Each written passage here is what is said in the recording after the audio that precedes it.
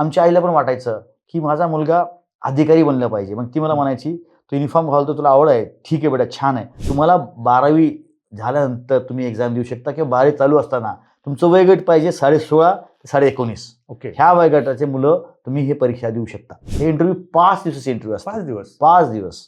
NDA मध्ये entry करण्यासाठी काय क्रायटेरिया आहेत? एनडीए मध्ये सिलेक्ट झाल्यानंतर तुम्ही 3 वर्ष तुमचे ते चालतं, ट्रेनिंग चालतं. मेजर शैतान सिंग भाटीने शौर्य दाखवलं नसता, त्यांनी जर करेज दाखवलं नसता, 120 माणसांनी 3000 चायनीज, तर आज आपल्याकडं लद्दाख नसतंच. त्याच्या टँकला आग लागली तरी पण तो लढत राहिला आणि शेवटी लढत तरी 4 टँक फोडले पाकिस्तानचे आणि शेवटी तो वीरगती प्राप्त झाला. नीट एक्झाम आहे. नीटवरती तुम्ही AFMC जॉईन करू शकता. आर्म फोर्स मेडिकल कॉलेज आमचं आहे. ओके. तुम्ही डॉक्टर म्हणता आर्मीमध्ये, फक्त तो युनिफॉर्म असता आपण डॉक्टर काम करायला. काश्मीर हा धगधगता इश्यू आहे फार वर्षापासून आणि पाकिस्तानचा अल्टिमेट एम आहे की काश्मीर घ्यायचं आहे. ते दरवेळेस हारत होते, पण एकाहत्तर त्यांनी लक्षात आलं की आपण यांच्यासोबत 1 to 1 जिंकू शकत नाहीये. सिक्युरिटीचं फार सिनॅरिओ वेगळं आहे. ते सामान्य लोकांना कळणं जरुरी आहे की इंटरनली आपण पण अफेक्टेड आहोत. 5 ते 7 करोडची बांगलादेशी आज इंडियामध्ये आहेत. All people who are belonging to X community are not involved, पण काही आहेत ते फार आपल्याला धोकादायक आहेत. काही आहेत. तुम्ही लव जिहादचा पण विषय बोलले. येस बोल. त्याचा आणि परकीयांचा काय संबंध? पहलगामच्या ज्यावेळेस चर्चा होत होती त्यावेळेस असाही आक्षेप घेतला गेला की सिक्युरिटी फेल्युअर आहे काही. पण it is not a security failure. Election आल्याच्या नंतर काहीतरी कारवाया होतात किंवा काहीतरी घडामोडी सिक्युरिटी नाही तसं असं काय होतं. खरं तर एकंदरीत मिलिटरीचं वास्तव देखील आम्हाला जाणून घ्यायचंय. ज्या चर्चा ऐकायला येतात आणि जे वास्तव आहे, आज वास्तव कट्ट्यावरती आपण बोलतोय, तर वास्तव पण कळणं या समाजाला गरजेचं आहे.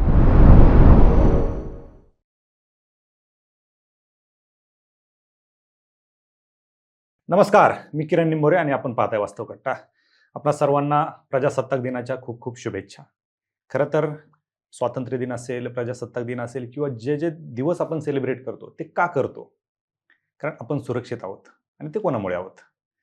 आता मला नव्याने सांगायची गरज नाही, कारण आज आपण पाहतो की आपल्या देशाला लागून असणारे ज्या बॉर्डर्स आहेत त्या बॉर्डरवरती आपले सैनिक तैनात असतात आणि हे सैनिक तिथं रात्रंदिवस पहारा देतात, आपली सुरक्षा करतात, म्हणून आपण सुरक्षित आहोत. दिवाळी असेल, दसरा असेल, आपण सगळे सण आपल्या घरात बसून सेलिब्रेट करतो. परंतु हे जे सैनिक असतात हे कुठे असतात? बॉर्डरवरती असतात. आपली दिवाळी इकडे असते आणि त्यांची दिवाळी बॉर्डरवरती असते. परंतु जो मान सन्मान त्यांना मिळायला पाहिजेत तो जनतेकडून मिळतो का? अर्थात मिळतो. ज्यावेळेस सैनिक आपल्याला समोर दिसतात, अभिमानाने आपली मान ताठ होते, आपला हात त्यांना सॅल्यूट करायला जातो. परंतु ह्या सगळ्या गोष्टी होत असताना कुठेतरी एक गट असतो शंका कुशंका आणि त्याला वाट करून देतो. परंतु हे जे स्वातंत्र्य सैनिक आहेत किंवा जे आपले बॉर्डरवरती लढणारे सैन्य आहेत, मिलिटरी असेल, एअरफोर्स असेल, आर्मी असेल, नेव्ही असेल, हे सगळ्या फोर्सेस आपल्या जीवाचं रान करून आपल्या देशाला सुरक्षित ठेवण्याचा प्रयत्न करत आहेत. त्याच्यामुळे आज आपण सुरक्षित आहोत. आज वास्तव कट्ट्यावरती आपण पाहत असतो की वेगवेगळे अधिकारी येतात, वेगवेगळ्या क्षेत्रात नावलौकिक कमावलेले मान्यवर येत असतात. आज प्रजासत्ताक दिनानिमित्त आज आपल्या वास्तव कट्ट्यावरती एक असे गेस्ट आहेत की ज्यांच्यामुळे आपण सुरक्षित आहोत. हे जे आपले सैनिक आहेत, नेव्ही असेल, एअरफोर्स असेल किंवा मिलिटरी असेल, याचं एक प्रतिनिधित्व म्हणून आज वास्तव कट्ट्यावरती आपल्यासोबत गप्पा मारण्यासाठी आणि खरं या आपल्या सुरक्षेचं वास्तव काय आहे हे दाखवण्यासाठी आपल्यासोबत आहेत कर्नल माननीय सचिन रंधाळे सर. सर, आपलं वास्तव कट्ट्यावरती खूप खूप स्वागत. जय हिंद. जय हिंद. फार फार छान वाटलं आणि मी फार तुमचा चॅनल पाहत असतो. तुम्ही सर्व युवांना फार प्रेरित करता आणि चांगले प्रोग्राम घेऊन येता. MPSCच्या थ्रू, UPSC ही जी स्पर्धा परीक्षा आहेत आणि चांगलं मार्गदर्शन तुम्ही करता. तुमचं अभिनंदन, तुमच्या टीमचं अभिनंदन. थँक्यू. ही खूप छोटी गोष्ट आहे, कारण तुम्ही शौर्य पदक विजेते आहात. तुम्हाला सेना पदक देखील मिळालेलं आहे आणि APJ अब्दुल कलाम यांच्या हस्ते तुम्हाला ते मिळाले. ही सगळ्यात मोठी गोष्ट आहे. खरं तर तुमच्याविषयी ज्यावेळेस माहिती घेत होतो, बरीच माहिती मिळाली. तुम्हाला बरेच मेडल्स देखील मिळालेले आहेत. तुम्ही पहिल्याच अटेम्प्टमध्ये तुमचं इंडियामधून सिलेक्शन झालेलं आहे. तुमची 17 मिलिटरी स्कूल, सैनिक स्कूलमध्ये तुम्ही होतात. ह्या सगळ्या गोष्टींवरती आपल्याला गप्पा मारायचे आणि खरं तर एकंदरीत मिलिटरीचं वास्तव देखील आम्हाला जाणून घ्यायचंय. ज्या चर्चा ऐकायला येतात आणि जे वास्तव आहे, वास्तव, आज yes. वास्तव कट्ट्यावरती आपण बोलतोय, तर वास्तव पण वास्तव कळणं या समाजाला गरजेचं आहे. जरुरी आहे. येस. एकंदरीत ही जी काही युवा पिढी आहे, या युवा पिढीने सिक्युरिटी एजन्सीमध्ये जाण्यासाठी काय केलं पाहिजेत आणि कशा पद्धतीने त्यांना संधी आहेत संधी. हेही तुमच्याकडून जाणून घ्यायचंय. परंतु सर, आज तुम्ही अनेक आतंकवाद्यांना कंठस्थान दिलेलं आहे. त्याच्यामुळे तुम्हाला हे शौर्य पदक शौर्य देखील मिळालेले आहेत. शौर्य पदक तुम्हाला मिळालेलं आहे. परंतु तुमचा प्रवास देखील जाणून घेणं तेवढंच गरजेचं आहे. कारण हा प्रवास एवढा सोपा नाही. आम्हाला शौर्य पदक मिळाले हे सांगायला मला 2 सेकंद लागले. तुम्हाला बुलेट देखील लागलेले, लागली. येस, लागली. हां. तुमच्या पायाला लागली. लागलेले. हे मला सांगायला खूप सोपं आहे, परंतु तुमचा प्रवास जाणून घेणं तितकंच गरजेचं आहे. आणि सुरुवात आपण करूयात याच्यापासूनच, की या क्षेत्रात यायचं का ठरवलं होतं? खरं सांगायचं तर कसं आहे, माझ्या घरीच हे बाळकडू मला मिळालेलं आहे. बरं. माझे आजोबा, वडील, काका, माझ्या मावशीचे जे मिस्टर आहेत ते सगळेच मिलिटरीमध्ये. क्या बात आहे. त्यामुळं ते कुठंतरी कळत न कळत मला ती आवड निर्माण झालेली आहे युनिफॉर्मची. आणि मी वडिलांसोबत मिलिटरीमध्ये असायचो, क्वार्टर्समध्ये असायचो, तर तेव्हा आमची आई पण माझ्यासोबत तिथे क्वार्टरमध्ये असायची. तेव्हा आमच्या आईला पण वाटायचं की माझा मुलगा अधिकारी बनला पाहिजे. मग ती मला म्हणायची, तू युनिफॉर्म घालतो, तुला आवड आहे, ठीक आहे बेटा, छान आहे, पण स्टार लाव. ती म्हणायचे, हजारो सितारे हैं आसमान में, इससे अच्छा दो अपने कंधे पे होना चाहिए, क्या बात. 2 स्टार्स ऑन योर शोल्डर. तर ते प्रेरणा आईची पण आहे माझी. हे ती जर्नी तिथनं स्टार्ट होऊन मग मी सातारा सैनिक स्कूलमध्ये सिलेक्शन झालं माझं 5वी नंतर. माझ्या आईने फार मदत केली, वडिलांनी फार मदत केली तयारी करण्यासाठी सातारा सैनिक स्कूलची. आणि मी सैनिक स्कूल सातारामध्ये सिलेक्शन झालं. तिथं मी 5वी नंतर 6वी ते 12वी तिथे मी 7 वर्ष ते काढले. आणि त्या स्कूलनं मला फार शेपअप केलेलं आहे. त्या स्कूलमध्ये जे रिक्वायर्ड गोष्टी असतात एक UPSC NDA एक्झाम देण्यासाठी, तिथे सगळी ती तयारी करून घेतात. ते अभ्यासासोबत तुमचं व्यक्तिमत्व सुद्धा तयार करतात. व्यक्तिमत्वासोबत तुमची फिजिकल फिटनेस सुद्धा तयारी करतात. आणि एक ओव्हरऑल ऑफिसर बनण्याचा मटेरियल लोहा को पिलाना और तयार करना वो सैनिक स्कूल में होता है सातारा में.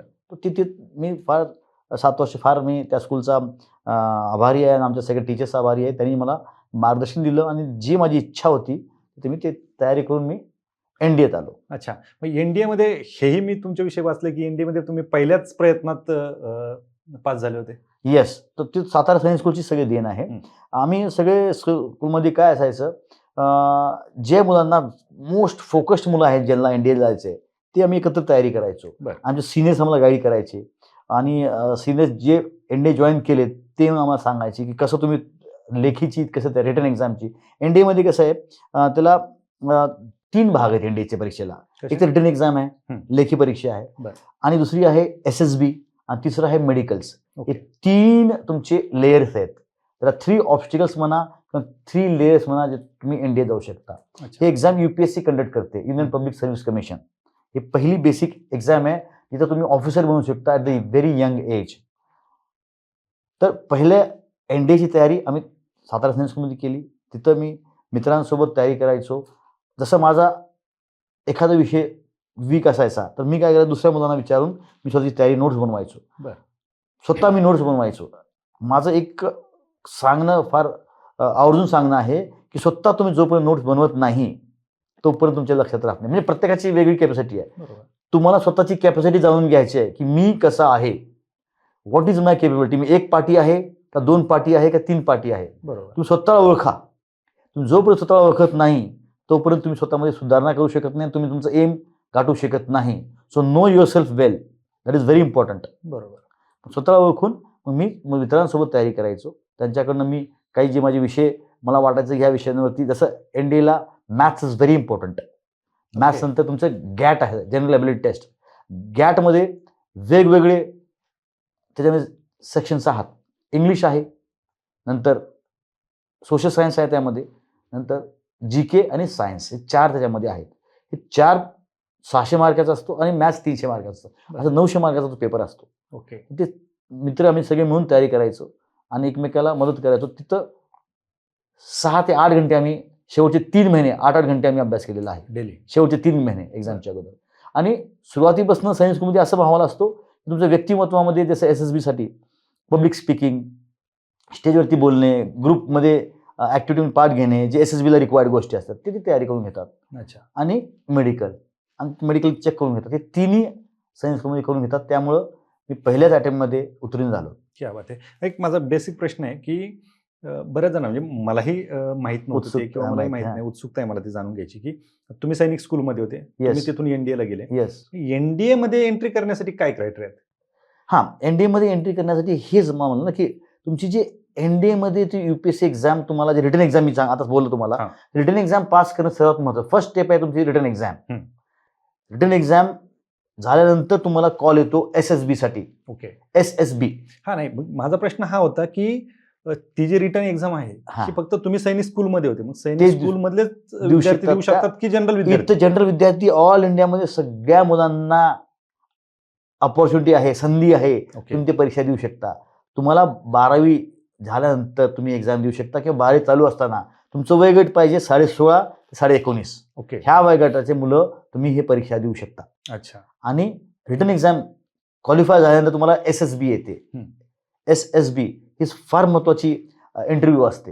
हे इंटरव्ह्यू 5 दिवसाची इंटरव्ह्यू असते. 5 दिवस? 5 दिवस. म्हणजे 5 दिवस सलग 5 दिवस चालतं इंटरव्ह्यू? येस. कसा असतो? हा थोडासा बाकी सगळ्या इंटरव्ह्यू पेक्षा हा आगळा वेगळा आहे. का आगळा वेगळा आहे? कारण की आम्हाला याच्यामध्ये we want a leader, we want a character, we want a person who can take decision in difficult times. त्याच्यामध्ये काय बघतो आम्ही SSB मध्ये? त्याच्यामध्ये नेतृत्वाचे गुण बघतो, लिडरशिप क्वालिटीज, आणि त्याचं व्यक्तिमत्व, तो कसा आहे व्यक्ती, हे फार जरुरी आहे. लेखी परीक्षा पास होणे एक भाग आहे, तुमचा बौद्धिक क्षमता कळते, पण दुसरा भाग जो आहे त्याच्यामध्ये तुमची व्यक्तिमत्व कळतं, पर्सनॅलिटी. म्हणजे नाही की सुंदर तुम्ही असं अमिताभ बच्चन सारखे स्मार्ट दिसतात, तसं नाही. SSB म्हणजे व्हॉट इज युअर माइंडसेट, तुम्ही डिफिकल्ट सिच्युएशनमध्ये तुम्ही कसा निर्णय घेणार आहे. त्याच्यामध्ये काही क्वालिटीज आहेत, 15 ऑफिसरला क्वालिटीज त्याला म्हणतात, नेतृत्वाचे गुण. करेज, शौर्य, धैर्य आणि हिंमत सर्वात प्रथम हे पाहिजे. कुठले तुम्ही डिफिकल्ट डेंजर आहे तुमच्यासमोर, कुठलीही कठीण परिस्थिती आहे, त्यामध्ये तुम्ही जाऊन पुढाकार घेऊ शकता का? तर इनिशिएटिव्ह, पुढाकार, सेन्स ऑफ रिस्पॉन्सिबिलिटी, तुम्ही जिम्मेदारी घेऊ शकता का नाही, असे 15 ऑफिसरला क्वालिटीज आहेत. कॉन्फिडन्स, मी जे निर्णय घेतले ते बरोबर आहे का नाही. स्वतःमध्ये तुम्हाला आत्मविश्वास नसेल तर मी कसं फायर करणार आहे. मी जर व्यवस्थित फायर करेन आत्मविश्वासानं त्या टार्गेटवरती, किंवा कुठलंही टास्क मला मिशन दिलेलं आहे, माझा जर त्या मिशनवरती जर आत्मविश्वास असेल तरच मी पुढच्यांना सांगू शकणार आहे. तो सेल्फ कॉन्फिडन्स आहे. त्यानंतर cooperation. Army is all about team. Air force, navy सगळे टीममध्ये काम करतात.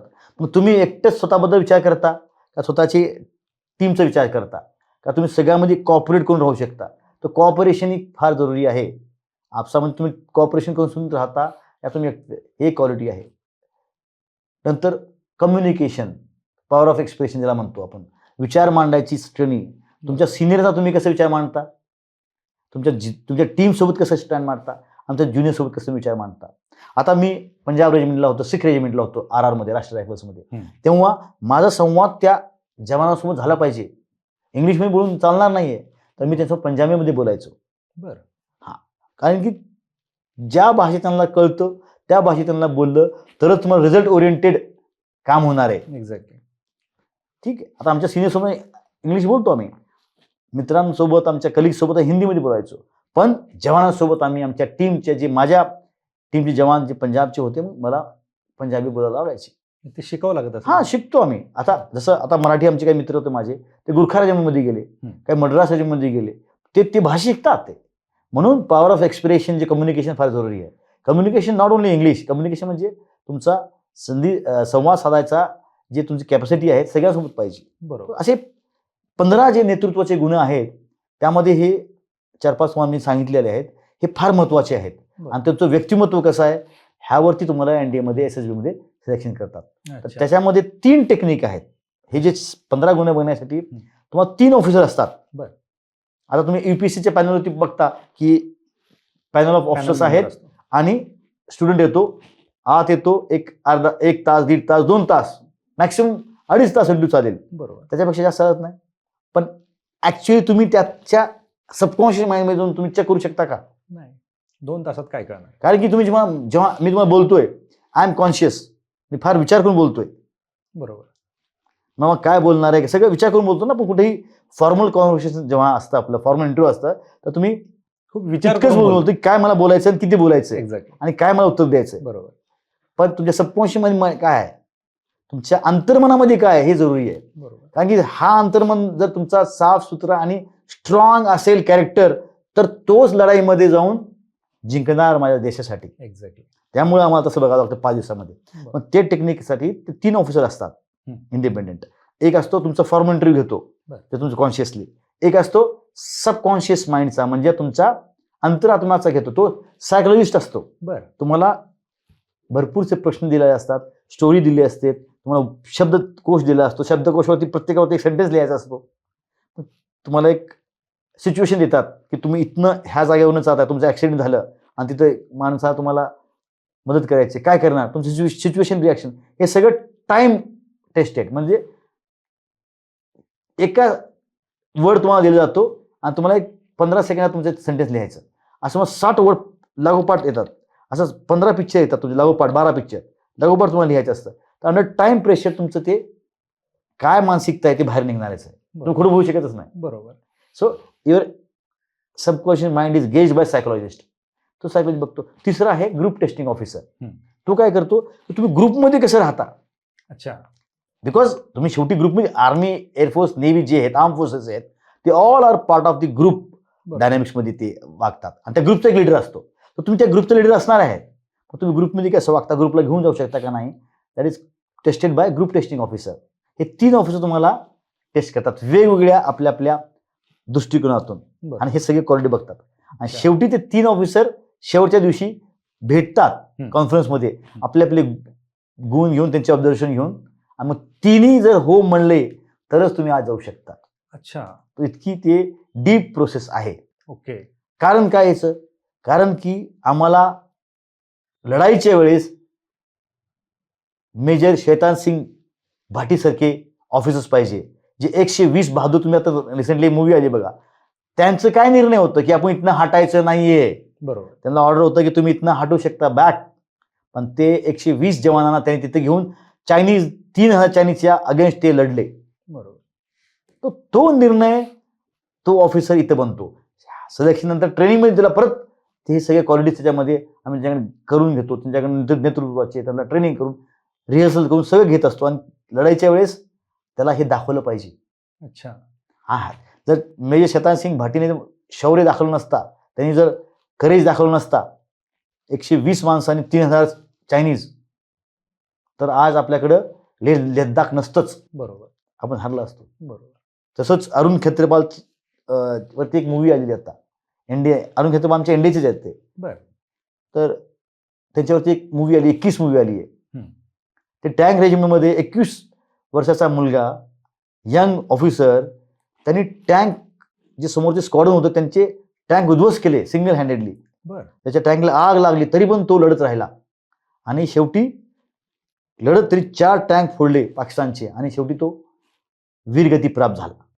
तर कसं होणार आहे ते, तर त्यामुळे हे सिलेक्शन प्रोसेस फार टफ असतं, आणि त्यामुळे येस, त्यामुळे सॅक्रिफाईस करणार ना. बरोबर. That is reason. पर्सनॅलिटीवरती आमचा जास्त जोर असतो.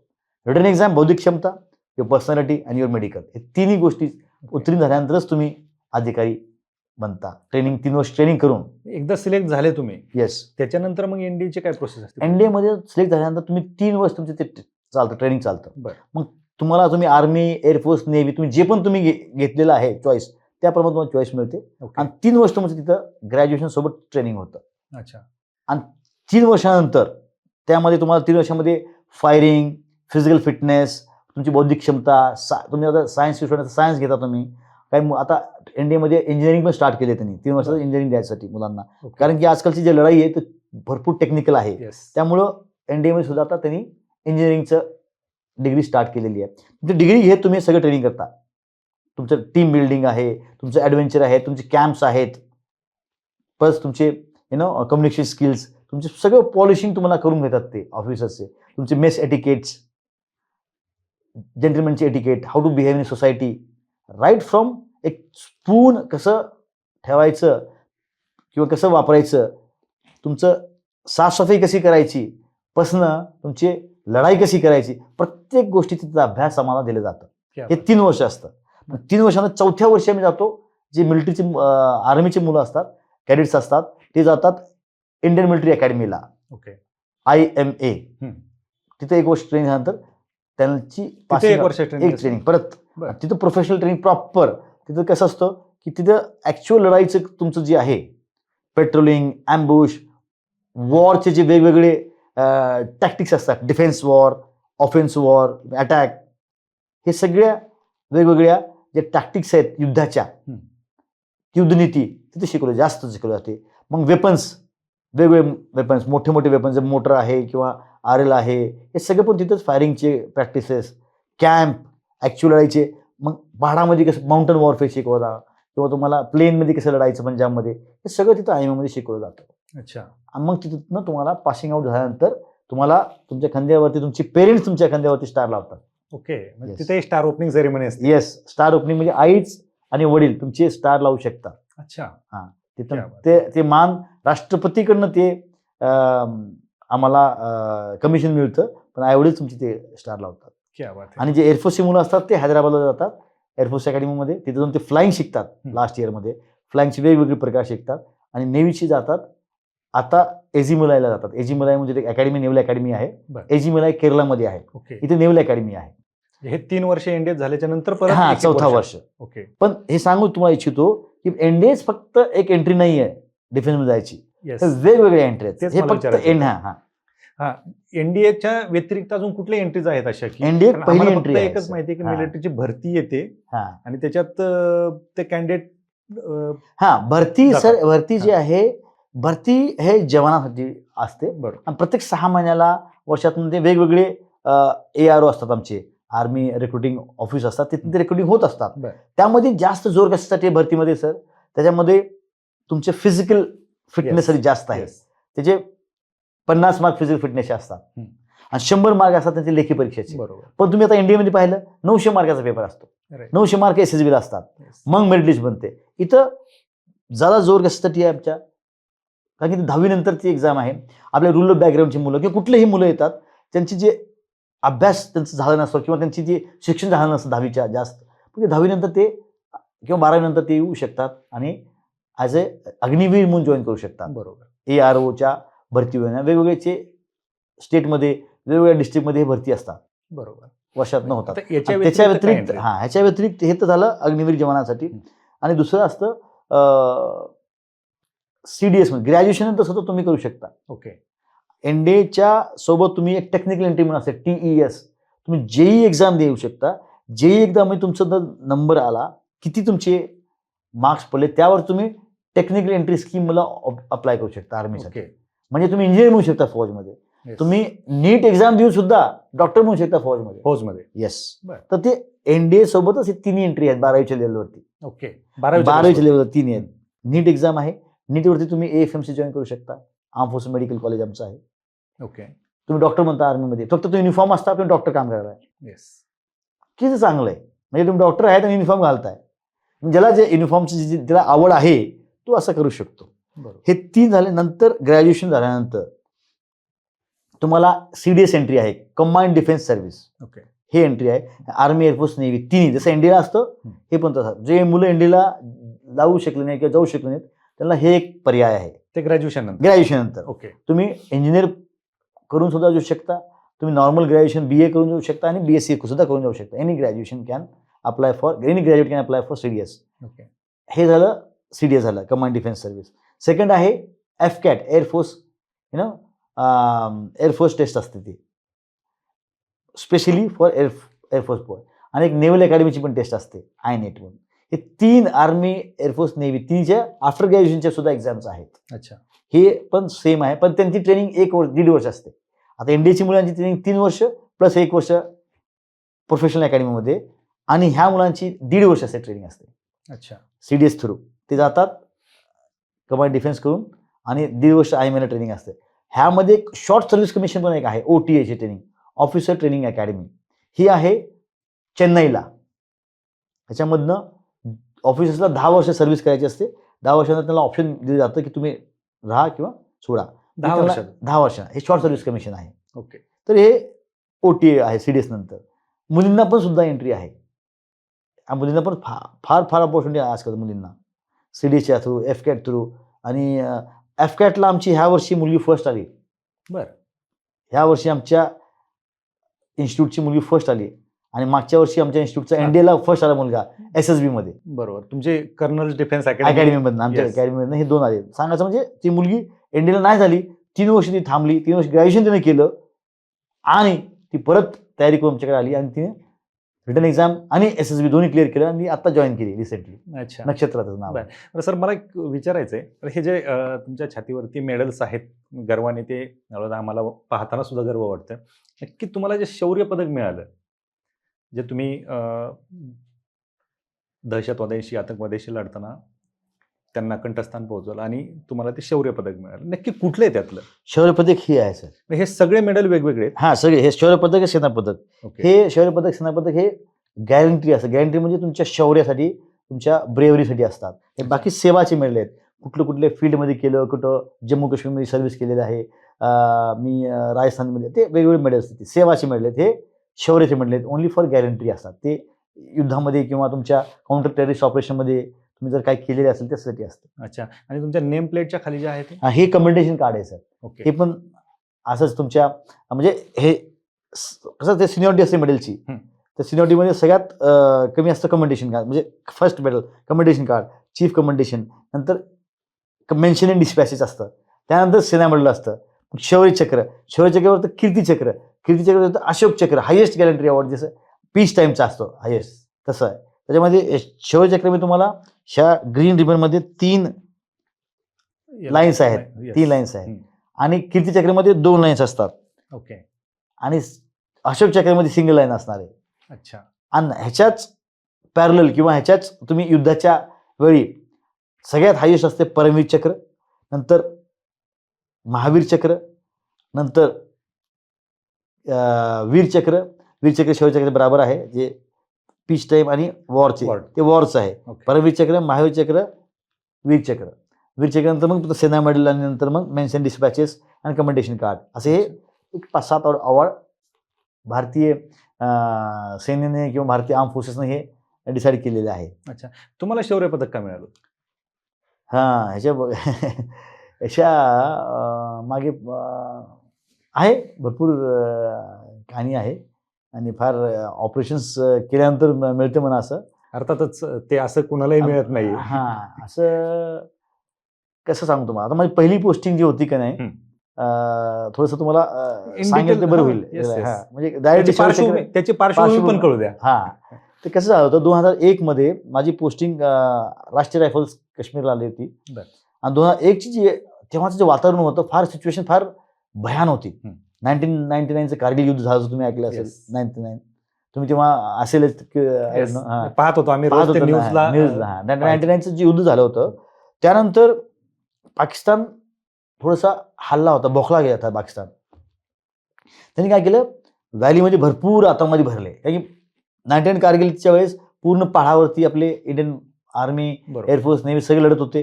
तर व्हॅली असते ना, जे पठारामधून सगळी इंडियन आर्मीना आपण लढण्यासाठी लावलं होतं. पण खाली पठार खाली होते, कमी आर्मी होती. मग त्यांनी व्हॅलीमध्ये सगळे भरलं. हे जैश ए मोहम्मद, लष्करी तोयबा, हे सगळे आतंकवादी भरले तेव्हा 99 जास्तीत जास्त. कारगिल ते हारले होते. हारल्यानंतर ते आणखीनच बिथरले होते. मग त्यांना आता काय करायचं होतं, त्यांच्या फेस सेव्हिंग असतं. काश्मीर त्यांचं आहे, ते डोक्यात त्यांचं आहे. हे काश्मीरचंच प्रॉब्लेम आहे सर, यू शुड अंडरस्टँड. माझं ऑपरेशन मी सांगेन, पण याचं बॅकग्राऊंड तुम्हाला माहीत पाहिजे. की काश्मीर हा धगधगता इश्यू आहे फार वर्षापासून. आणि पाकिस्तानचा अल्टिमेट एम आहे की काश्मीर घ्यायचं आहे. हे त्यांचा 99चा कारगिल युद्धाच्या मागे तुम्ही जावा, 89च्या आसपास हे ऑपरेशन टोपॅज म्हणून एक ऑपरेशन त्यांनी लॉन्च केलं होतं पाकिस्तान आर्मीनं. जनरल जियाउल्ला हकनी हे ऑपरेशन टोपॅज हे ओपन डोमेनमध्ये आहे, तुम्ही बघू शकता. आहे सगळीकडे आजकाल हे काही सिक्रेट नाही, it is all on internet. हम्म. ऑपरेशन टोपॅज त्यांनी पाकिस्ताननी लॉन्च केलं होतं. आणि ह्या ऑपरेशनच्या तहत, आणि हे ऑपरेशन का लॉन्च केलं होतं? कारण की 1971च्या लढाईमध्ये पाकिस्तानच्या आपण 2 फाळण्या केल्या होत्या, ईस्ट पाकिस्तान, वेस्ट पाकिस्तान. आणि 93,000 सैनिक आपण त्यांचे शरणागत घेतली होती. बरोबर. हे वर्ल्ड रेकॉर्ड आहे. भारतीय सेनेने 93,000 सैनिकांना आपण त्यांनी आपल्या शरण घेतली होती पाकिस्तानीने. 71च्या लढाईमध्ये झालं, 65ला ते हारले, 47ला ते हारले. ते दरवेळेस हारत होते, पण 71 त्यांनी लक्षात आलं की आपण यांच्यासोबत 1 to 1 जिंकू शकत नाहीये. Face to face we not able to take on India. मग काय त्यांनी हे ऑपरेशन टोपॅज केले की ब्लीड इंडिया बाय 1000 कट्स. इंडियाला 1000 कट्स, ब्लेड आहे ना ऑपरेशन टोपॅजचं, त्या ब्लेडने तुम्हाला कट करत राहायचं, रक्तबंबाळ करत इंटरनली, आणि नंतर एक्सटर्नल अटॅक, इंटरनली खोकलं करायचं. इंटरनली खोकलं कसं करणार तुम्ही? आता त्यांचं जे वेगवेगळे आहे, एकतर हे वेगळे तरीके आहेत. एक तर टेररिझम आहे, कायनेटिक, म्हणजे आतंकवादी येणार, मारणार लोकांना हत्यारांनी, काश्मीरमध्ये लोकांना उडवणार, पोलिसला उडवणार, आर्मीला उडवणार. तिथले काश्मीर पंडितला त्यांनी जे पळवून लावलं ते त्यांचं तेच काम होतं की कम्प्लिटली हे मुस्लिम डॉमिनेट त्यांना करायचं होतं. काश्मीरला मुस्लिम डॉमिनेटेड सोसायटी केली की ते लोक तिकडे येणार. पण त्या लोकांचा धर्म यूज करून, काश्मीरी लोकांना मोटिवेट करून, ब्रेनवॉश करून, ISI पाकिस्तानची, त्यांनी स्लोली एक मुवमेंट स्टार्ट केलं, आतंकवाद्याचं मुवमेंट. पहिलं इंडिपेंडेंट मुवमेंट स्टार्ट केलं, नंतर हळूहळू इंडिपेंडेंट मुवमेंट स्लोली डायडाऊन झालं. काश्मीरी लोक हळूहळू 90 नंतर 89 नंतर हे ऑपरेशन टोपॅज स्टार्ट झालं.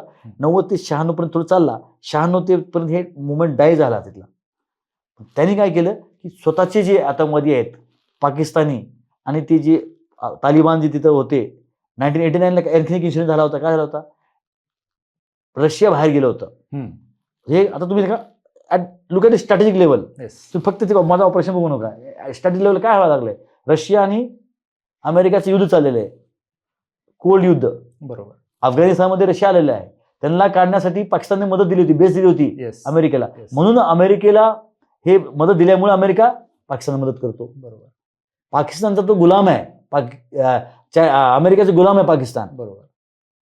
त्यामुळं ते प्रत्येक गोष्ट त्याला हत्यार, न्यूक्लिअर सगळे त्यांना देत असतो. Pakistan is very smart country. तो अमेरिकेचा त्याला नाही काय केलं, तो चायनाला अप्रोच करतो. असं आहे.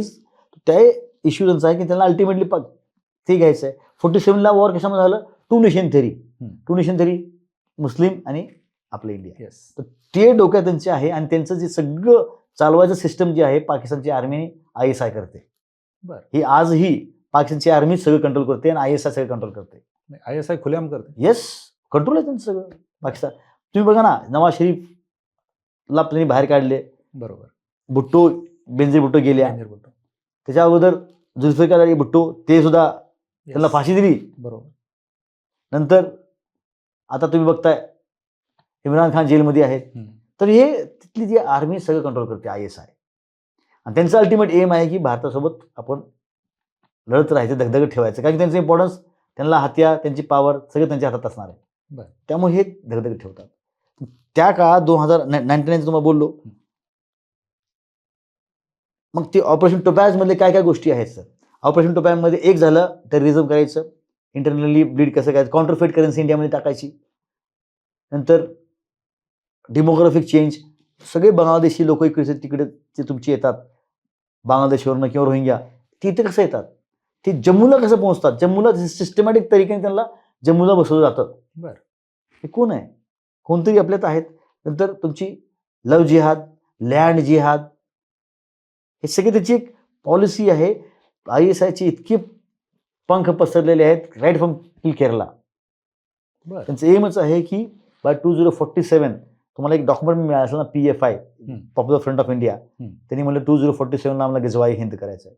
त्यांचं क्लिअर डॉक्युमेंट आहे आणि ते करतायत. त्यांची लढाई फक्त बॉर्डरवरती नाही आणि हत्यारासोबत नाही, त्यांची लढाई इंटरनल पण आहे. आपण म्हणतो ना, इंडिया फेसेस 2 फ्रंट वॉर आणि पॉइंट फ्रंट अंदर आहे. चायना, पाकिस्तान 2 फ्रंट आणि पॉइंट फ्रंट आत आहे. मी म्हणतो आता आणखीन एक फ्रंट केलेला आहे बांगलादेश, 3.5 झालेला आहे. तर हे सगळे सिक्युरिटीचं फार सिनॅरिओ वेगळं आहे. ते सामान्य लोकांना कळणं जरुरी आहे की इंटरनली आपण पण अफेक्टेड आहोत. त्यांचं एम आहे की सोशली सगळं चेंज करायचं, म्हणजे पॉप्युलेशन चेंज करायची. इथे लोक जास्त आणून बसवायचं बांगलादेशी. आज कमीत कमी तुम्ही सर्वे बघा कुठेही न्यूजमध्ये किंवा कुठल्याही वेबसाईटला, 5 ते 7 करोडची बांगलादेशी आज इंडियामध्ये आहेत. बरोबर. सो हे 14 पर्यंत फार मुश्किल होतं. आता हे गव्हर्नमेंट आल्यापासून भरपूर स्टेप्स घ्यायला लागले. 370 आर्टिकल त्यांनी काढलं, भरपूर स्टेप्स घ्यायला लागले, पण still lot is desire to be done. हे 5 कोटी बांगलादेश तुम्ही कसे काढणार आहे? काढू शकत नाही, कारण की तुमचे पॉलिटिकल इश्यूज असतात. बरोबर. कोणी तर आता वेस्ट बेंगॉलमध्ये ती दुसरी पार्टी अपोजिशनवाली म्हणणार नाही हे आम्हाला पाहिजे, कारण त्यांचे वोट बँक आहेत. केरळामध्ये काढणार नाही, त्यांचे वोट बँक आहेत. तर हे वोट बँक पॉलिटिक्समध्ये we are compromising on national security. शेवटी आपणच करतोय ना ते. हेच आपलीच लोक आहेत जे आपल्या वोट बँक पॉलिटिक्ससाठी राष्ट्रीय सुरक्षेवरती आपण प्रश्नचिन्ह येतोय. हे सगळे इंटरनल आहेत लोक, त्यांचे स्लीपर सेल आहेत. आता मुंबई 2008 मध्ये स्लीपर अटॅक झाला होता, ते कसं झाला होता? आता टेरिस कसं अटॅक. काम करतात हे sleeper cell? Sleeper cell are all connected through hawala money येत असतो, आणि इथं ते वेगवेगळे, आता ते तुमची एक असेल एक तबलिगी जमात म्हणून आहे बघा, ते प्रत्येक गावात किंवा प्रत्येक एरियामध्ये जाऊन त्यांनी लोकांना शिकवतात. त्यातले काही पिकअप करतात, ते लोक मोटिवेटेड करतात त्यांना. सगळेच नसतात, सगळेच तसं काही नाही आहेत. All people who are belonging to X community are not involved, पण काही आहेत ते फार आपल्याला धोकादायक आहेत. काही आहेत, बिकॉज ते 5, 10, 20 काही पर्सेंट असेल. काश्मीरमध्ये सुद्धा तसं होतं. सगळे काश्मीरी लोक तसं नाही आहेत. काही आहेत जे ह्याच्यामध्ये इन्वॉल्ड असतात. धर्माच्या नावावरती एक आहे, आणि दुसरं पैशासाठी. एक बिझनेस आहे sir, it is a business industry. लोकांना पैसे मिळतात मोटिवेट करणं. तुम्ही रिसेंटली तुम्ही पहा ना, अटॅक झाले, मग स्लीपर सेल तुम्ही म्हणतो ना, कोण डॉक्टर स्लीपर सेल होते. डॉक्टर्स दिल्लीमध्ये ब्लास्ट झाला, this are sleeper cells handled by Jaish e Mohammed, ISI from Pakistan. आज तर फार सोपं झालेलं आहे. आज फार सोपं झालेलं आहे. पहिले तर फार मुश्किल होतं आमच्या काळी 2001 मध्ये. Today internet, social media, you are connected, message code create भेजते रहो, वो पता चल जाएगा उसको. डॉक्टर पण स्लीपर सेल असू शकतो. तेच ना सांगते तुम्हाला की आहेत. फक्त ते टिप ऑफ आइसबर्ग आहे, ते फक्त वरचं दिसायला लागले. खाली भरपूर पूर्ण बॉर्डरच्या सिक्युरिटीचा विचार करतो. बॉर्डरवरती तुम्ही आहात, तुम्ही आम्हाला संरक्षित ठेवता, पण आतमधून पोखरायला लागले. आतमधून पोखरायला लागले, ते सांगतोय. हे कसं ओळखायचं लोकांनी? आपल्या एजन्सीज आहेत, काम करायला लागलेत, पोलीस पण काम करायला लागले, पण मला वाटतं जितकं पाहिजे तितकं आणखीन होत नाहीये. बिकॉज भारतीय सेना आणि arm forces they will take care of border front, China, Pakistan, Bangladesh. Internally all public सुद्धा जागा झाले पाहिजे. पोलीस आहे, पब्लिक आहे, पब्लिक. आता एक्झाम्पल उदाहरण, आता पुण्यामध्ये एक्झाम उदाहरण देतो पुण्याचं. तुमच्या MG रोडवरती किंवा कुठेही तुम्ही बघा, किती तर बांगलादेशी येऊन राहिले तिथं. कोणी त्यांना चेक करतं का? मुंबईमध्ये किती बांगलादेशी आहेत, कोणी चेक करतं का? Why not? का करत नाहीत? कुठेतरी काहीतरी पाणी मुरतं, त्यांच्याकडे वोट बँक म्हणून पाहिलं वोट बँक पाहिलं जातं, किंवा त्यांच्याकडनं जातात स्ट्रीटवरती, स्ट्रीट वेंडर म्हणतात, ते शॉपिंग लावतात, दुकानाचे गाडे लावतात. ते गाडी कोणाला हप्ता द्यावा लागतो. आता हप्ता कुणाला जातो काय माहित नाही. ते हप्ते द्यामुळे तुम्हाला इथल्या लोकल प्रशासन किंवा लोकल पोलीस ऑफिसर्स किंवा हे सगळ्यांना सिक्युरिटीबद्दल जर कोणी अवेअर केलं तर काय तर होऊ शकतं. बरोबर. त्यांना सिक्युरिटी माहीतच नाहीये. व्हॉट इज नॅशनल सिक्युरिटी हे माहीतच नाही, इंटरनल सिक्युरिटी माहीतच नाहीये. आता समजा माझ्या आता एक्झाम्पल उदाहरण देतो मी. कुठले तरी आता जनप्रतिनिधी आहेत, समजा नगरसेवक आहेत, त्यांच्या एरियामध्ये असताना माहित नाही का? त्यांच्या एरियामध्ये ते गाडी लावताना माहित नाही का? मग ती गाडी लावण्यात तुम्ही त्यांना बोललं पाहिजे, त्यांना विचारलं पाहिजे कुठनं आला, काय आला. प्लस त्यांचं जे कार्ड बनतंय कसं कोण बनवायला लागले? प्रशासनामध्ये कोणतरी त्यांचं कार्ड बनवत असेल ना, आधार कार्ड. ऑब्व्हियसली. मग कसं बनायला लागले? कार्ड बनलं वेस्ट बेंगॉलमध्ये बनतो सर, 500 का 400 रुपयाला कार्ड बनतो आणि तो तिथून इथपर्यंत येतो. हे पूर्ण सिस्टम आहे. आतमध्ये येतो कसं? Yes, that is what I am telling you. हे फार चॅलेंजिंग इश्यू आहे. बरोबर. तुमच्यासाठी 2047 साठी त्यांचं डेमोग्राफिक चेंज करायचं आहे. तुम्ही सांगा, न लढता कसं तुमचा जिंकता येईल, सोशल चेंजेस केले तर होणार आहे. तुम्हाला गोळी न फायर करता, भारतावर गोळी न फायर करता त्यांनी कब्जा करू शकता. तसंच युरोपमध्ये तुम्ही बघा आज काय चाललंय, तुम्ही बघा ना किती युरोपमध्ये प्रत्येक सिटीमध्ये, तुम्ही प्रत्येक सिटीचे मेयर बघा कोण आहेत युरोपमध्ये, सगळे एक्स कम्युनिटीचे लोक आहेत. बरं. कसं आहेत ते, slowly they get into power. त्याचे हळूहळू डेमोग्राफिक चेंज तिथे व्हायला लागलेत युरोपमध्ये. अच्छा. सगळे जितके रेफ्युजी असतात मिडल ईस्टचे सगळे तिथे जातात, ते डेमोग्राफिक चेंज व्हायला लागतात. मग याला अंतर्गतच आपलीच लोक Yes. कारणीभूत आहे असं म्हणायचं. आणि कारणीभूत पण आहेत थोडे लोक जे पैशासाठी किंवा त्यांना विजनच नाही की नॅशनल सिक्युरिटी काय आहे, राष्ट्र सुरक्षा काय त्यांना माहितच नाही. बरोबर. त्यामुळे हे इश्यू येतात. तुम्ही लव जिहादचा पण विषय बोलले. येस येस बोल. त्याचा आणि परकीयांचा काय संबंध? देखील त्यांचं एम काय आहे सर, त्यांचं एम आहे की मॅक्सिमम कन्व्हर्शन, मॅक्सिमम पॉप्युलेशन झाली पाहिजे. बरोबर. आज ते म्हणजे नॉर्मल लोकांना हे कळणारच नाही असा विषय. आता ठीक आहे आपले मित्र आहेत, माझे मित्र, सगळे माझे मित्र, आम्ही वी आर ऑल गुड, सगळे चांगले आहेत. पण जेव्हा सिक्युरिटीचं इश्यू येतं की नाही, जेव्हा डेमोग्राफिक इम्बॅलन्स होतं, जेव्हा डेमोग्राफिक वाढ झाली, सत्ता त्याच्या हातात आली. भरपूर लोक चांगले आहेत, पण जनरली आपल्या भारतामध्ये आपण वोटिंग कशा करतो सांगा, तुम्ही खरं सांगा.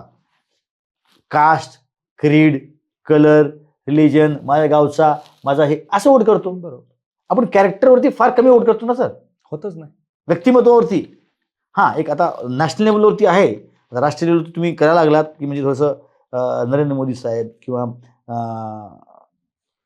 जसे जे आता जयशंकर सर आहेत, ते are very upright in good personalities. पण कमी आहेत ना, क्वचित आहेत. आपण व्यक्तिमत्वावरती जेव्हा आणि कामावरती वोट केलं तर मला वाटेल चांगले लीडर येतील. पण तो बदल होणं गरजेचं आहे, फार गरजेचं आहे.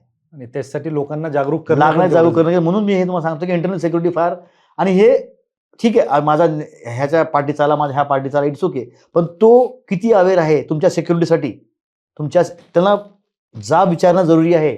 तुमच्या नगरसेवकाला, तुमच्या गावामध्ये कोणी काय येत नाही, त्या सरपंचाला विचारलं पाहिजे तुम्ही कुठनं आला, का आला. सरपंचाचा आणि ते पंचांचा अधिकार आहे, कोण येतो, कोण जातो, कोण जमीन घेतो. जर पंच आपल्या गावापासून स्टार्ट केलं नसतं, आपण गावापासून प्रत्येक तालुक्यामध्ये, प्रत्येक जिल्ह्यामध्ये, प्रत्येक वाडामध्ये आरामसे प्रॉब्लेम सॉल्व्ह होऊ शकतात. पण it has to people's movement. Yes, people's movement. Government करू शकते लढाई अँड डायरेक्शन देऊ शकते, पण लोकांनी पुन्हा ह्याच्यामध्ये सहभाग घेतला पाहिजे. एक्झॅक्टली. आणि ह्याच्यामुळं असं नाही व्हायला पाहिजे की इनोसंट लोकांना त्रास व्हायला पाहिजे, पण तुम्हाला आयडेंटिफाय केलं पाहिजे की कोण इलिगल इमिग्रंट आहेत, कोण स्लीपर सेल्स आहेत, कोण ड्रग माफिया आहे. तुम्ही म्हणून ड्रग संभवत होतं. ड्रग पुण्यामध्ये सुद्धा ड्रग पोहोचलेले आहे सर. बरोबर. मुंबई नाही, पुण्यामध्ये किती ड्रग्स आहेत तुम्हाला सांगा. प्रत्येक कॉलेजच्या मागे काय ड्रग आहे. पंजाबमध्ये ड्रग्स का असे येतात, चंदीगडमध्ये काय आहेत, बँगलोरमध्ये काय आहेत. पंजाबला खोकलं करायचं त्यांना. दिस इज कॉल्ड 1000 कट्स. न लढता डेमोग्राफिक चेंज तुमचे युथला तुमच्या स्पॉइल करतात ना, ते ड्रग्स आहेत ना. ड्रग माफियाचं सगळं हेड कोण आहे, ISI.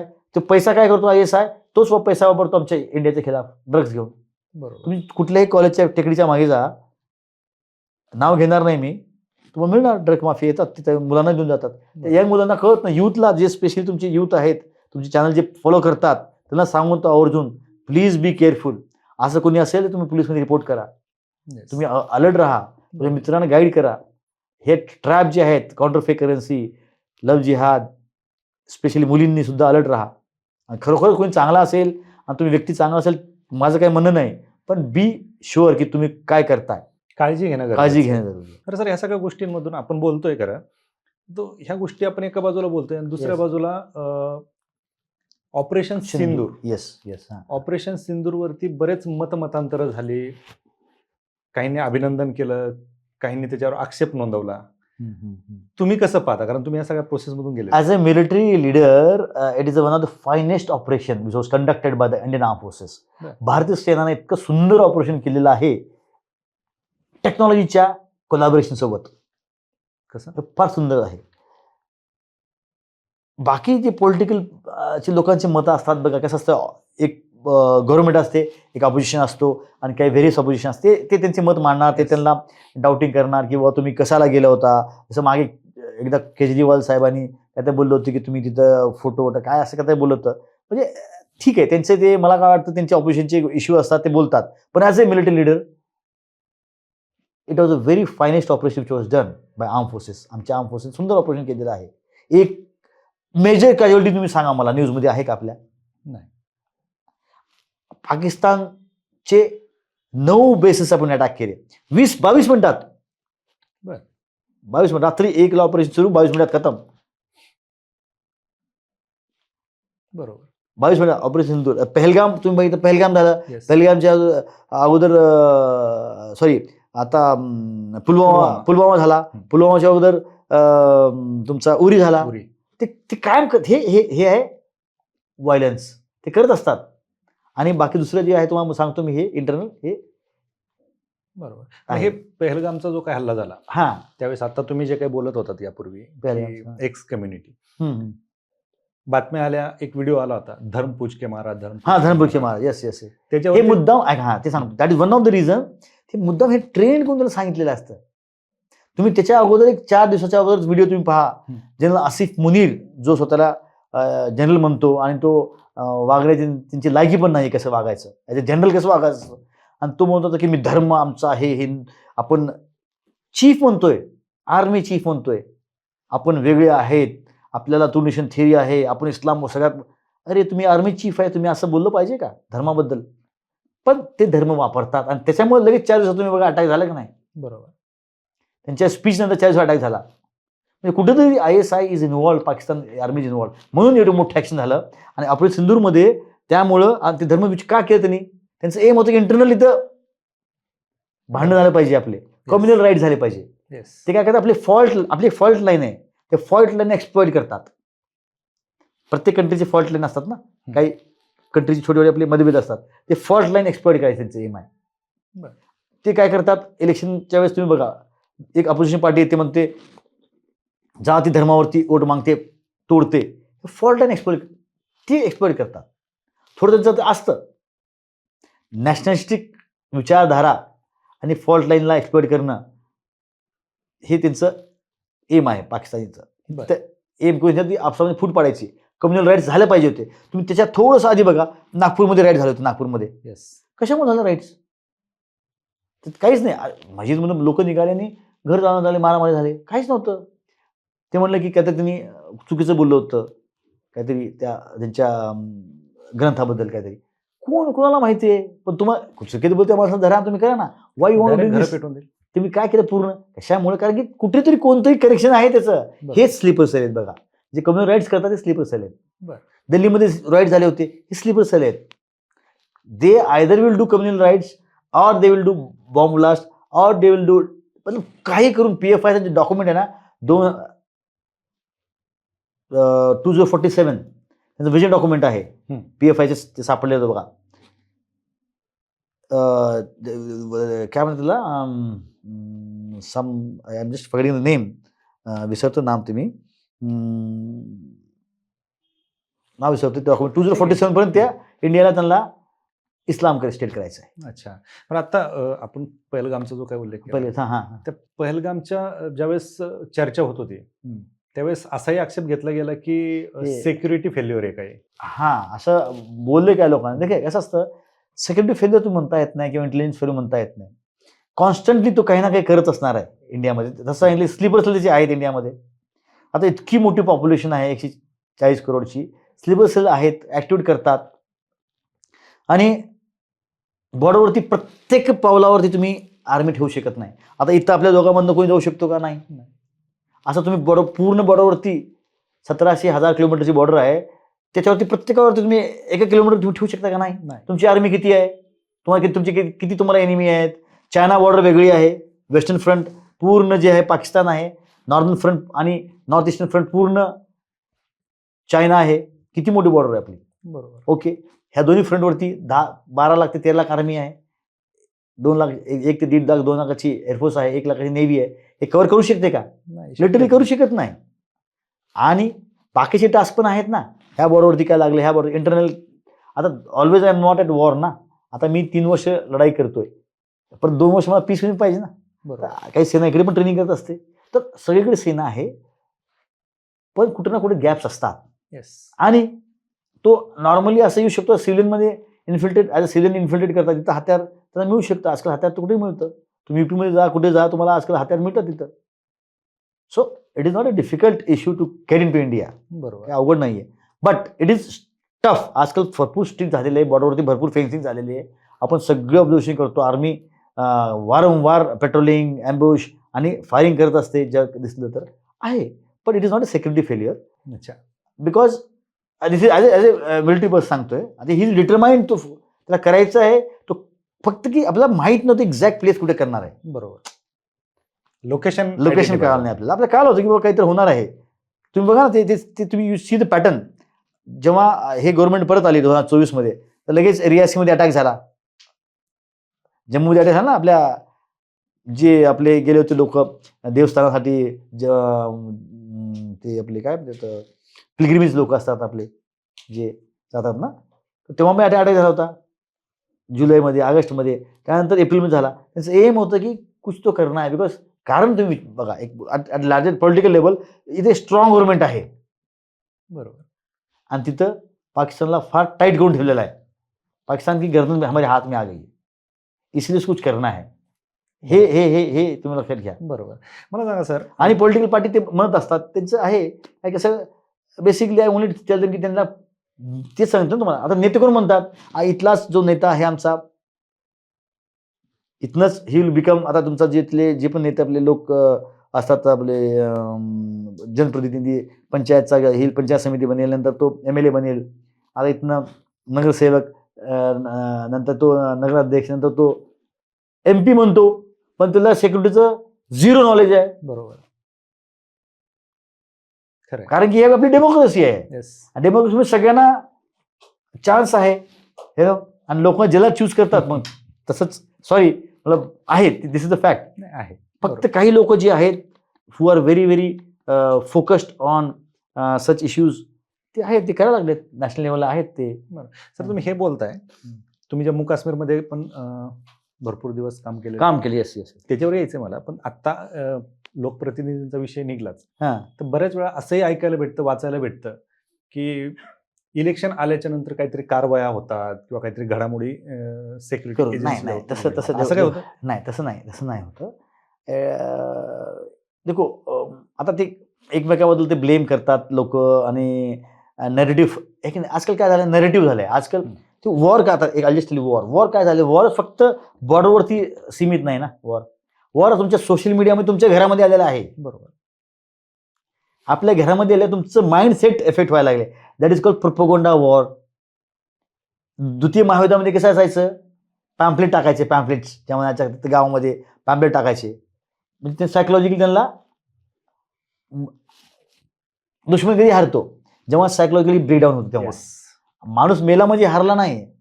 त्याची ॲडोलॉजिकली सायकोलॉजिकल तो ब्रेकडाऊन झाला तरच राहतो. कसं डिसइन्फॉर्मेशन आपण पसरवायचं इंडियामध्ये तर ते जे पार्ट आहे तुम्ही जे म्हणता का नाही ती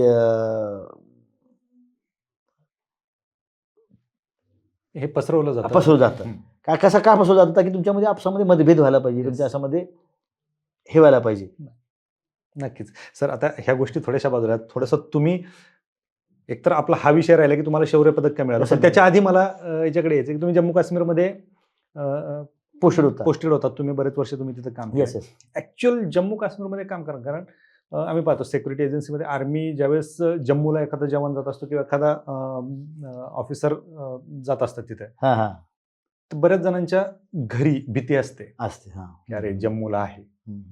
ही भीती तुमच्या मनात कधी असायची? भीती असायची. देखो फिअर सगळ्यांना असतं, भीती सगळ्यांना असते. To overcome fear is courage.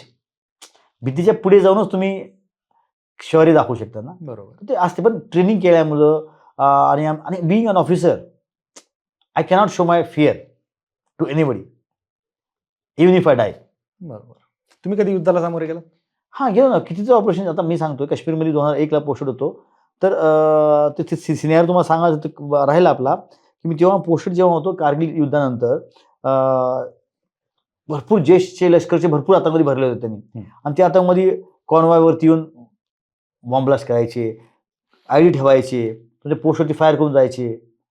तर आता तुम्ही जसं इथं पाहता सह्याद्रीचे जसं माउंटन्स आपल्याकडे आहेत तसं मोठे मोठे पहाडी तिथं आहेत बरोबर. आणि त्या पहाडीमध्ये जंगल नाले आणि जंगल म्हणजे फार थिक देवदारची झाडं असतात, अंडरग्रोथ तिथे भरपूर असते. हे सगळे टाईपचे तिथं टेरेन आहे. ह्या टेरेनमध्ये आम्हाला ऑपरेशन करायचं होतं. बरं. एक माझी पोस्ट होती. मी 2000 तिथे गेलो एकला जेव्हा तिथे गेलो तिथं फार भयानक परिस्थिती होती. कुठं कॉन्वायच ब्लास्ट हे ब्लास्ट सगळं होत होतं. आतंकवादी आमच्या आर्मीवरती फायर करायचे आणि सगळ्यात मोठे चॅलेंज मला तिथे काय होतं, जेव्हा मला पोस्ट कमांडर दिले 120 माणसं म्हणजे हाताखाली ॲज ए कंपनी कमांडर मला दिलं आमच्या कमांडिंग ऑफिसरने आणि 120 माणसं जेव्हा हाताखाली दिले ते सांगितलं की पूर्ण जे आमच्या आसपासचं जे एरिया आहे 20 ते 25 गाव तुझ्या हाताखाली आहेत त्याच्यामध्ये आतंकवाद्यांचा नास्तानाबूत तुला केलं पाहिजे आणि ह्या एरियाला तो सेफ केलं पाहिजे, सिक्युअर केलं पाहिजे. 50% जंगल एरिया, 50% गाव आणि गाव म्हणजे काही रोड पण नाही, काही कच्चे रोड, काही असं म्हणजे डांबरी रस्ते, वेगवेगळे रस्ते. ह्याच्यामध्ये हे terrain is very big challenge. पहिलं चॅलेंज होतं टेरेन, जमिनीची बनावट ही चॅलेंज होती. दुसरी चॅलेंज होती इन्फॉर्मेशन येत नव्हती, लोक सांगत नव्हते, गावात घाबरायचे लोक. बरोबर. कारण की मी त्यांना आदत कोणी आतंकवाद्याला मदत केलं तर मी काय करणार, त्याला पकडणार, FIR काढणार, पोलिसला देणार. आतंकवादी काय करणार, त्याला मारणार. तर आतंकवादाचं fear, terror, violence is much more stronger than my normal पर्ची काढून. तर माहिती आहे साहेबांना रिक्वेस्ट केलं की तू पोलिसला जमा करणार, बाकी ह्याच्या काय होणार. मग ते टेरर त्यांच्या, मग ते इन्फॉर्मेशन मला येत नव्हती. आसपासच्या गावाची इन्फॉर्मेशन लोक देत नव्हते. Third challenge, first challenge was terrain, second was information येत नव्हती, थर्ड वॉज टॅक्टिक्स. मिलिटंट कसे लढतात, ते काय करायचे, फायर करायचे, पोहून जायचे. ते पिच बॅटल देत नाहीत. कारगिल युद्धामध्ये तुम्ही जर पहाडीमध्ये गेला तर तुम्हाला माहिती आहे की ते समोर दुश्मन आहे आणि तुम्ही जाऊन त्याला अटॅक करणार. पण इथं तुम्हाला माहिती नाही दुश्मन कुठे आहे, गावात आहे का जंगलात आहे. कधी कधी असं ट्रॅव्हल करायचे, बुरखा करून ट्रॅव्हल करायचे कधी कधी. बरं. यू डोंट नो की ते पब्लिकमध्ये मिसळायचे, लोकांमध्ये मिसळून जायचे. परत एखाद्या वेळेस त्यांना अटॅक करायचा असला एक जंगलातनं वेपन काढायचे, फायर करून परत जंगलात वेपन ठेवून पोहून जायचे. तर ते identification was the biggest challenge. लोक सांगत नव्हती. पण हळूहळू मी तिथे गेल्यानंतर लोकांसोबत संवाद साधला. स्पेशली स्कूलची मुलं असायची तेव्हा मी काय करायचो, जातो वेळेस पेट्रोलिंगला गस्ट करायला जायचो, गावातनं यायचो, कधी स्कूलवरनं निघता मुलांना बोलायचो, छोटे छोटे मदत करायचं लोकांना. आता जसं माझ्या पोस्टच्यावरनं जंगलामध्ये रस्ता असायचा, लोकांना, लेडीजना, सगळ्यांना जंगलात जायची म्हणजे गरज असायची, त्यांना लाकडं पाहिजे, मी त्यांना परमिशन द्यायचो, तुम्ही जा म्हणायचो, इथून जाऊ नका तिकडनं जा. कारण की त्यातलं सिव्हिलियन कोणी असा असायचा की पोस्टचा लेआउट बघायचा आणि तो आता मला सांगायचा. ओके. इन्फॉर्मर, त्यांचे इन्फॉर्मर त्यांच्यासाठी काम करणार आहे. आणि मी गावात उतरलो की लगेच त्यांच्या सेटवर सांगणार की आर्मी ह्या गावात आहे, मग ते त्या गावात शिफ्ट होणार. ओके. इतकी त्यांचं चांगलं नेटवर्क आहे. मग त्या नेटवर्कला तोडणं आणि त्यांना मारणं हे माझं चॅलेंज होतं. मग मी पण माझं नेटवर्क तयार केलं आणि मला रेडिओ सेटवर, आमचे रेडिओ सेटवर त्यांची आम्ही फ्रिक्वेन्सी टॅप करायचो. मग जनरल इन्फॉर्मेशन यायची, सर इस गाव में थे, इस गाव में थे, इस गाव में थे. मग मी ते प्लॉट करायचो मॅपवरती की ओके हे ग्रुप ह्या गावात गेला, ह्या गावात गेला, ह्या गावात गेला. मग परत तुम्ही काय कळतं की बाबा हां ह्याचं पॅटर्न हे आहे. आणि रेडिओ सेटवरती कळायचं की ओके फ्रिक्वेन्सी, ह्याची फ्रिक्वेन्सी, ह्या त्यांचे कोड असायचे, कासिम, अब्दुल हमीद, असे कसे वेगवेगळे कोड असायचे. आम्ही आम्ही प्लॉट करायचो, कोड त्यांचे कोड प्लॉट करायचो.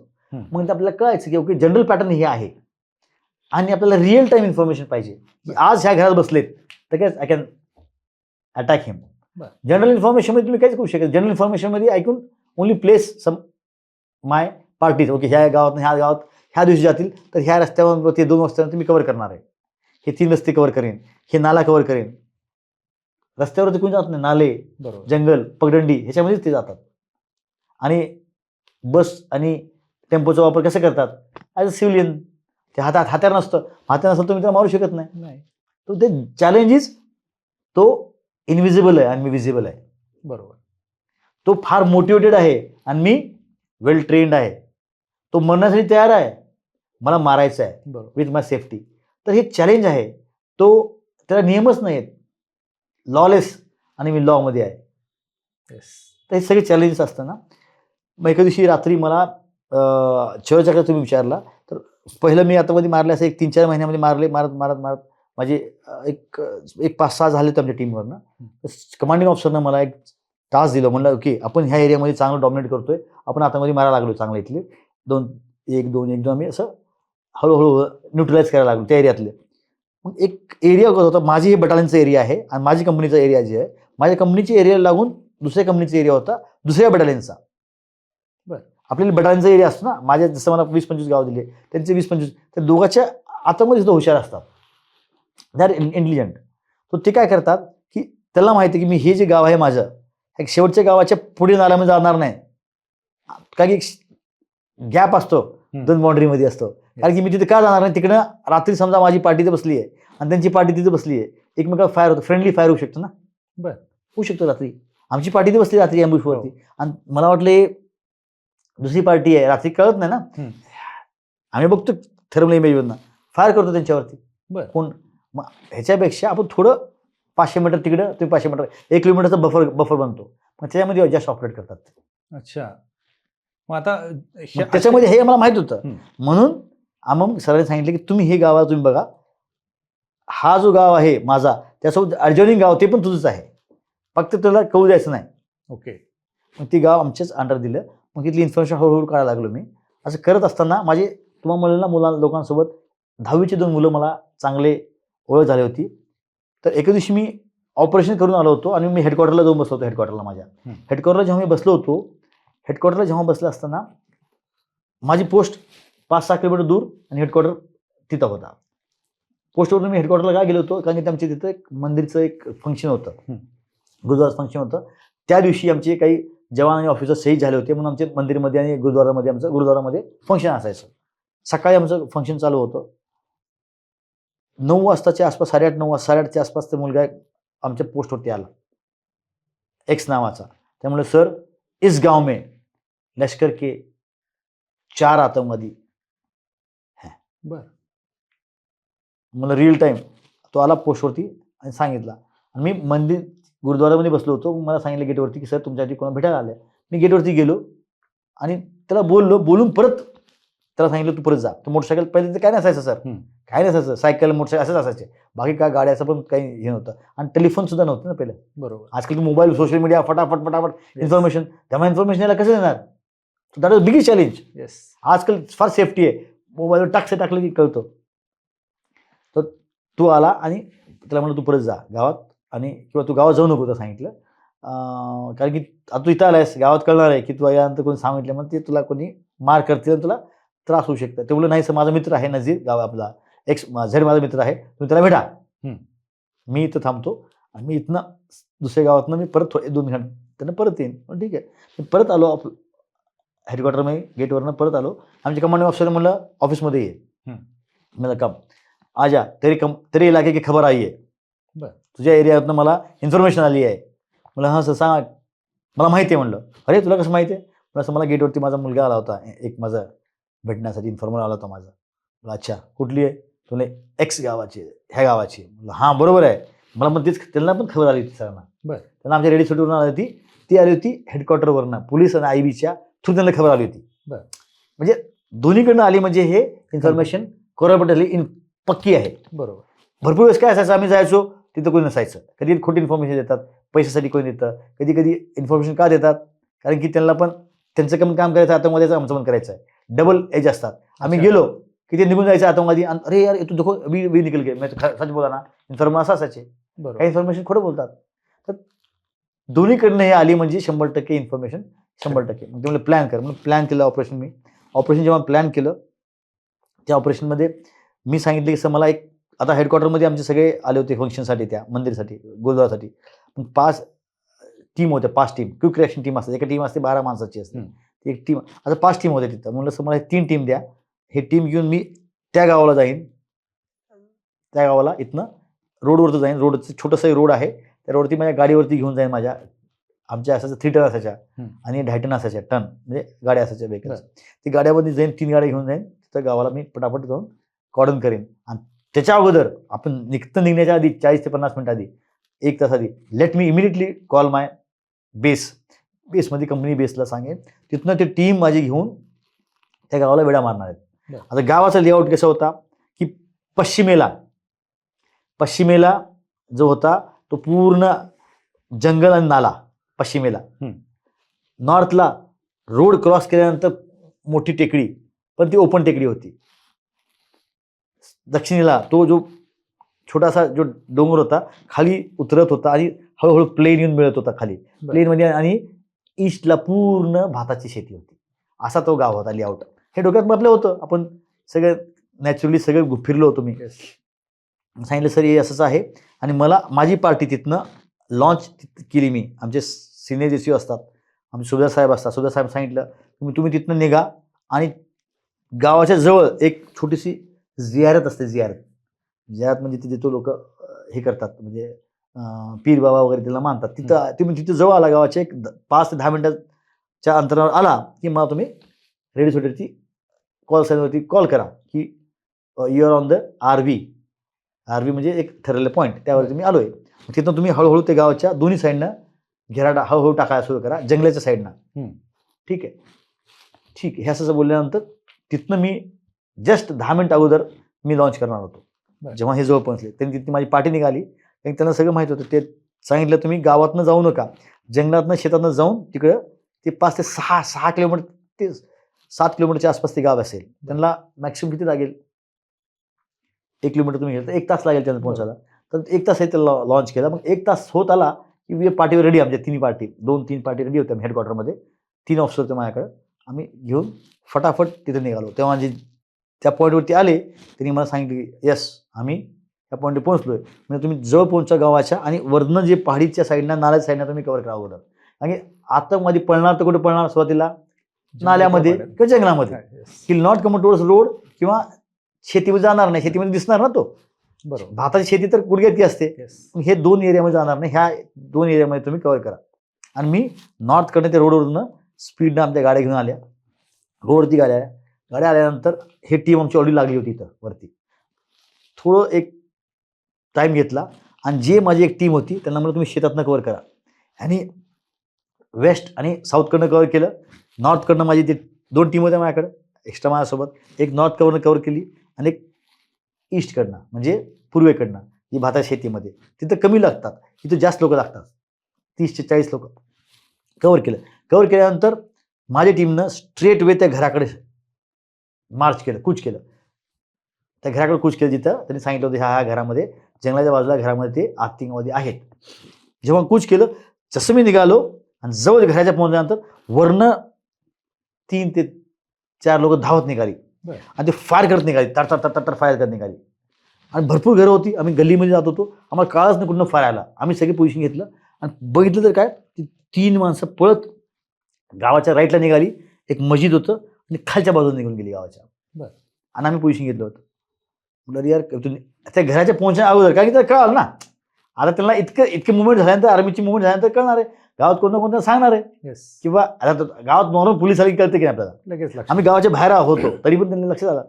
बरोबर. मग त्यात पळाले आणि खाली जाऊन तिथे गायब झाले गावात. मी खालच्या पार्टीला विचारलं, बा तुमच्या समोर कोणी क्रॉस केलं का बाहेर? नाही सर, आमचं बिलकुल बॅट आहे, बिकॉज ते ओपन होतं. त्यांना मी नॉर्थकडनं आधी आणि वेस्टकडनं, पश्चिमेकडनं, नाल्याकडनं कव्हर केलं होतं. आणि त्यांना पार्टीला सांगितलं तुम्ही जंगलात नाही बसायचं, जंगलाच्या बाहेर बसायचं. येऊन का बसायचं बाहेर? कारण की हे तेव्हा पाहतील की जंगलाकडे जाऊ शकत नाही. मला कुठे पाहिजे होतं की मला ह्या एरियामध्ये पाहिजे होतं. Yes, you should take the enemy where you want to kill. Yes, आणि छत्रपती शिवाजी महाराज हे जे आहे, हा ते तुम्हाला सांगतो नंतर. मग ती खाली पळाल्यानंतर ते गायब झाले. आता प्रॉब्लेम कसं करायचा, हाऊ टू आयडेंटिफाय. आता हे घर मला होतं, आता कुठे गेले माहित नाही. परत मग गावाच्या लोकांना अनाउन्समेंट करून मस्जिदमध्ये सगळ्यांना बाहेर काढल्यानंतर तिथं बसवलं, तिथं पंचायतच्या तिथं आणि रोडवरच्या तिथं. कमांडिंग ऑफिसर सांगितलं, सर सिच्युएशन चेंज हो गया नाव what. I said no worry, I take out the villages. गावाच्या बाहेर काढेन, बाहेर बसलो सगळ्यांना अनाऊन्स करून. आणि हळूहळू आणि तो जो मुलगा होता माझा, दुसरा मुलगा, पहिला मुलगा तो, दुसरा मुलगा होता, त्याला म्हणलं कुठे आहे. पहिल्यांदा लगेच विचारलं नाही त्याला, 1 2 3 4 5 7व्या 8व्या पोझिशन द्यायला बोलू. हा विचार तुम्हाला असं हे ह्या घरात आहे, कंपल्सरी 100% त्याच घरात दिले. आय शुअर तू बघितलास का? हा बघितलं म्हणलं. तिथनं गेले. गावात लगेच खुशबूज होतच का नाही. बरोबर. सगळे आले. त्यांनी सांगितल्यानंतर मी इमिडिएटली माझी टीम घेऊन स्ट्रेट वे त्या घरासाठी गेलो. आय हेटेड द हाऊस. आणि एक्स्ट्रा 2-3 टीम मागवत होता. आता पूर्ण गाव सर्च करायचं होतं. पहिलं आधी एकच घर बघायचं होतं, आता 400 घरं आहेत. प्रत्येक टीमला 50-60 घरं एक क्लिअर करावं लागतं, हाऊस क्लिअरिंग करावं लागतं. तर फटाफट मी माझी टीम घेऊन गेली, स्पेशली त्याच घरासाठी गेलो मी. कमांडिंग ऑफिसर म्हणून युगो द्या, कमांडिंग सर सुद्धा आले तिथं. आले आणि तिने मग ते म्हणले की गावाच्या लोकांना असं हळूहळू इन्फॉर्मेशन घेत इंटरॅक्ट, त्याला एवढं कीप देम बिझी, अदरवाईज ते क्राऊड हंगामा करतो ना, त्यांना दे हॅव टू क्राऊड कंट्रोलसाठी म्हणलं तुम्ही बसा. आणि I went inside, I to the party घेऊन गेलो. आणि जेव्हा ते घर मी सर्च करत होतो तिथे कोणी काहीच नाही घरामध्ये. बरं. 2दा सर्च केलं. मग मी रेडिओ सेटवरती म्हणलं कमांडिंग ऑफिसरला, त्या मुलाला विचारा शुअर आहे ना तिथंच आहेत ना. मला हा उदरी गया 100%. परेशान होते, कसं झालं त्या घरातच नाही आहे. You see how things change लढाईमध्ये. तुम्ही जे प्लॅन करता तसं नसतं सर. सो तिथे गेल्यानंतर आता काय करणार, इट इज नाही आहे. मग परत सर्च केले, आसपास आजूबाजूचे 2-3 घर सर्च केले, नाही सर्च, काही मिळत नाही. विचार केला काय करायचं या, चलो आपण नेक्स्टला जाऊया का नाही जाऊया असा विचार करत होतो. दुविधावस्था होती माझी. तोपर्यंत मला घराच्या आत जेव्हा जातो की नाही आपण, असं पायऱ्या असतात ना, त्यांच्या घर लाकडाचे असतात, लाकडाच्या पायऱ्या, असं एक थोडीशी फट होती. फटमध्ये हालचाल दिसली मला पायऱ्यांच्या खाली. पायऱ्यांच्या खाली तिथे असं चालतात ना, आणि लाकडे असतात ना, फट, जुने घर असतात लाकडाचे.